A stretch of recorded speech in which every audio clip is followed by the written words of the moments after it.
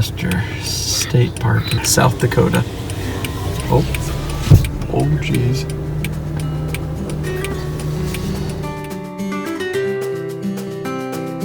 South Dakota was state number 32 on the list of 42 states that Mr. Zuber and his family have visited. They have been traveling since 2015 with the goal of seeing all 50 states. This tradition started, I don't know, like 10 years ago or so. When I worked in Bryan, I had a coworker who did something similar. I guess not to the extent that we do, but he, at least I thought, had the goal to get his daughters to all 50 states before they graduated. I found out that that wasn't the case, so I guess it's just mine now, or ours. But there's so much to see in the United States, and I'm into that. Okay, it's go, see what we can. It's really important because I feel like I'm only with my kids. I mean, I've got them for 18 years, so I want to do a lot with them, see as much as we can together. When planning these trips, Mr. Zuber uses many different websites to help him decide where his family will go. There's a bunch of different resources that I use. One of the more useful ones is Google My Maps. That's where I kind of throw everything together. I'll drop pins and then I try to find the most logical route. So I look at one of the odd ones is called Roadside America. That has a lot of the weird roadside attractions that we like to see.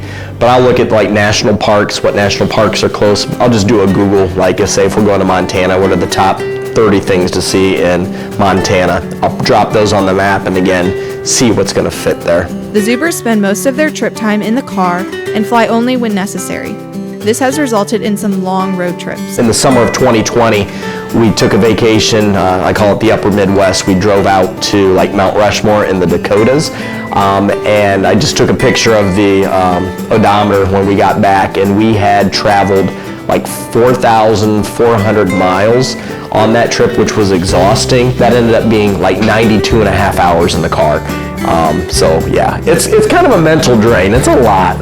Though some trips have been exhausting, others have been ones the family will never forget. My favorite trip, and this could change if you ask me tomorrow, is probably when we went up to New England, to Maine. We went to Acadia National Park, and it's a beautiful park, and one of the few places that I want to get back to. But that trip was cool because you can knock out 10 states in a pretty short amount of time. I also liked our West Coast trip, driving from San Diego up to Seattle. Lots of really neat national parks out there. So those are probably my favorites. However, Mr. Zuber's son, Cy, has a different trip he claims as his favorite. My favorite trip was the Texas one because we got to go windsurfing in the ocean. But not every trip can be a favorite. This past summer, the Zubers took the trip Mr. Zuber claims to be the worst of them all.